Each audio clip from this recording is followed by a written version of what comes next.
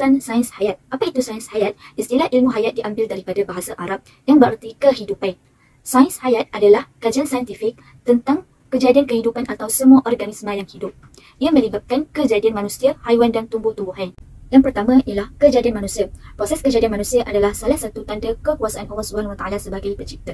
Sebagai umat Islam, kita telah mengenali bahawa manusia pertama yang diciptakan oleh Allah SWT ialah Nabi Adam AS, seperti yang tertera di dalam Al-Quran. Yang kedua ialah kejadian haiwan. Haiwan merupakan makhluk yang diciptakan oleh Allah SWT.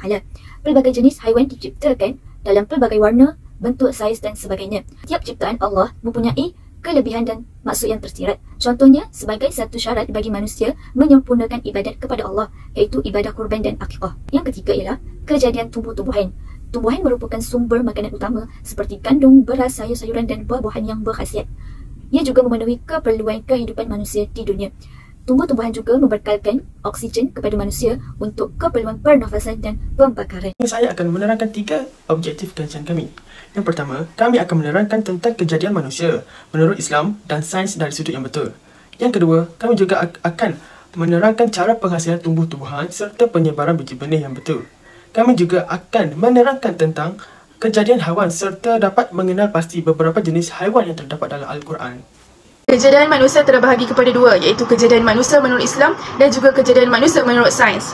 Sebagaimana kita tahu, kejadian manusia adalah salah satu tanda kekuasaan Allah SWT sebagai pencipta. Menurut Al-Quran, proses kejadian Adam AS jelas disebut di dalam Al-Quran dengan lebih terperinci. Selain itu, manusia juga adalah salah satu ciptaan Allah SWT yang istimewa daripada makhluk yang lain, yang digunakan roh dan jasad sebagai makhluk utama yang menjadi wakil Allah di muka bumi. Selain itu, ada juga ayat di dalam Al-Quran menyatakan manusia diciptakan daripada tanah liat. Penciptaan manusia daripada tanah liat dijelaskan di dalam Al-Quran melalui surah Al-Imran ayat 59 dan juga surah Al-Hajj ayat 5. Dalam surah Al-Insan ayat 2, sesungguhnya kami telah menciptakan manusia daripada setitis air mani yang bercampur, yang hendak kami mengujinya dengan perintah dan larangan. Kerana itu kami menjadikan dia mendengar dan melihat. Peringkat pertama proses kejadian manusia ialah nutfah.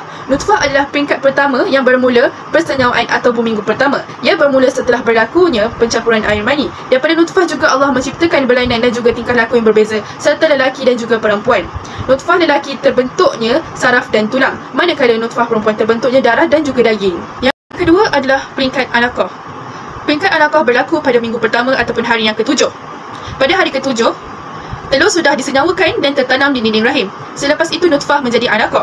Ahli tafsir menafsirkan alaqah dengan makna segumpal darah. Peringkat ketiga ialah mudghah. Peringkat mudghah ini berlaku pada minggu ke-4.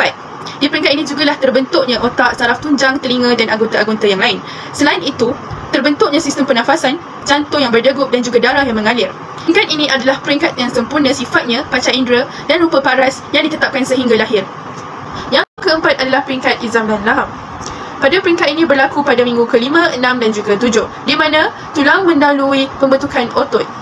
Di peringkat ini jugalah telah terbentuknya sistem sempurna seperti organ, perut, usus, otot dan juga sistem saraf. Selain itu, kaki dan tangan juga mulai tumbuh. Dan satu pembentukan telah berlaku dalam sistem yang dipanggil sistem kompleks. Yang kelima adalah nashhan khalqan akhar, di mana peringkat ini menjelang akhir minggu ke-8 dan semua tulang janin telah terbentuk dengan sempurna dan kukunya pun mula tumbuh. Pembentukan uri juga cukup lengkap dengan menyempurnakan semua anggota yang telah wujud. Perubahan ini hanya berlaku pada peringkat bayi sahaja. Keenam adalah nafar ruh. Nafar ruh ni adalah peringkat terakhir di dalam proses kejadian manusia menurut Islam. Peringkat ini berlaku selepas 40 hari dan selepas terbentuknya organ-organ tubuh. Selain itu, perkembangan mereka di alam rahim bukanlah semata-mata, tetapi mereka mempunyai hubungan dengan Allah SWT di dalam rahim itu. Ini dapat dibuktikan lagi di dalam surah Al-Mu'min ayat 67. Dialah yang menciptakan kamu daripada tanah, kemudian dari setitis air benih, kemudian dari sebuku darah beku, kemudian dari seketul daging, kemudian dia mengeluarkan kamu berupa kanak-kanak, kemudian kamu dipelihara sehingga umur dewasa, kemudian kamu dipanjangkan umur hingga sampai menjadi tua, dan dalam pada itu ada di antara kamu yang dimatikan sebelum itu. Allah melakukan kejadian yang demikian supaya kamu sampai ke masa ditentukan untuk menerima balasan dan supaya kamu memahami hikmat kejadian dan kekuasaan Tuhan. Seterusnya kita pergi kepada proses kejadian manusia menurut sains. Proses kejadian manusia menurut sains iaitu tahap pra-embryonik, tahap embryonik dan juga tahap fetus. Tahap pra-embryonik adalah di mana zigot membesar melalui sel membentuk sekumpulan sel dan juga sel penyusun membentuk 3 lapisan. Manakala tahap embryonik adalah berlaku pada 5,5 minggu yang dikenali sebagai embrio. Organ dalaman sistem bayi juga mula terbentuk.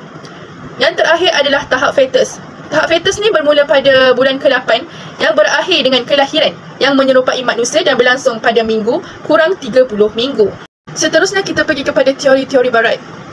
Asal usul kejadian manusia menurut teori Darwin adalah, nama sebenar Darwin adalah Charles Robert Darwin, yang menyatakan bahawa manusia adalah hasil daripada evolusi makhluk hidup. Permulaan kehidupan di bumi perlahan-lahan melalui proses merosot dengan pengubahsuaian. Selain itu, prinsip asas dalam teori Darwin juga sebagai hipotesis ataupun tekaan, dan Darwin juga menunjukkan evolusi berlaku kerana pemilihan semula jadi. Penulisan Harun Yahya yang berjudul Runtuhnya Teori Evolusi Darwin dalam pertanyaannya, ia dapat merobohkan teori Darwin dan sampai ke akarnya. Tuhan yang menciptakan makhluk dan teori Darwin terhadap asal-usul manusia adalah sangat tidak menyenangkan. Bagaimana kita tahu bahawa tumbuhan adalah sangat penting kepada manusia untuk manusia kekal hidup kerana tumbuhan membekalkan oksigen kepada manusia dengan menyerap karbon dioksida yang dihasilkan oleh manusia sendiri.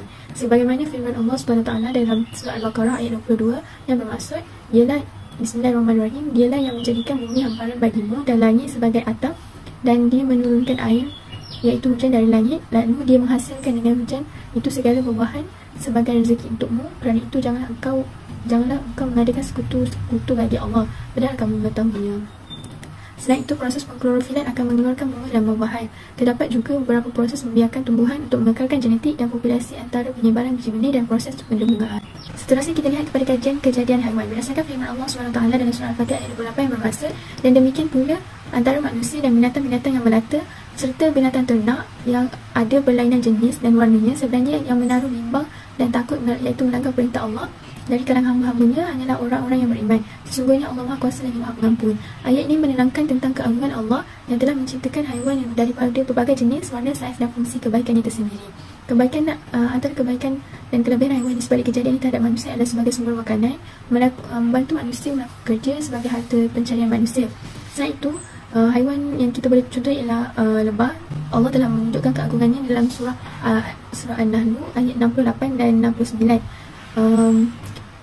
Iaitu tentang madu dan lebah. Madu menjadi sebagai sumber karbohidrat dan air kepada lebah, dan madu juga memberikan hasil kepada manusia.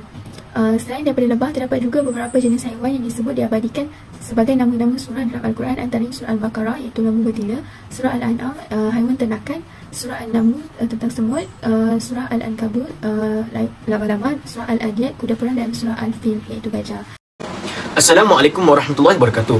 Jadi, rumusan yang dapat diperoleh daripada kajian ini ialah terbuktilah bahawa kejadian manusia, tumbuhan dan haiwan merupakan bukti kekuasaan Allah SWT sebagai pencipta yang maha agung. Hikmahnya, melalui kajian dan pengamatan yang terperinci serta mendalam mengenai kejadian-kejadian yang diciptakan Allah SWT dapat meningkatkan keimanan dan ketakwaan manusia sebagai hamba, kerana ia membantu manusia untuk menghayati kekuasaan Allah SWT dengan lebih mendalam. Maka, ia juga merupakan usaha yang dilakukan oleh umat Islam bagi mendekatkan diri kepada Allah SWT dengan mengamalkan tuntutan dan syariat Islamiah berlandaskan Al-Quran dan Sunnah serta meninggalkan larangannya. Oleh itu, sebagai umat Islam, kita mestilah memenuhi pengetahuan di dada dengan mendalami ilmu-ilmu sains dan agama agar keperluan duniawi dan ukhrawi mampu dicapai dengan redha Allah Ta'ala. Sekian daripada saya. Assalamualaikum warahmatullahi wabarakatuh.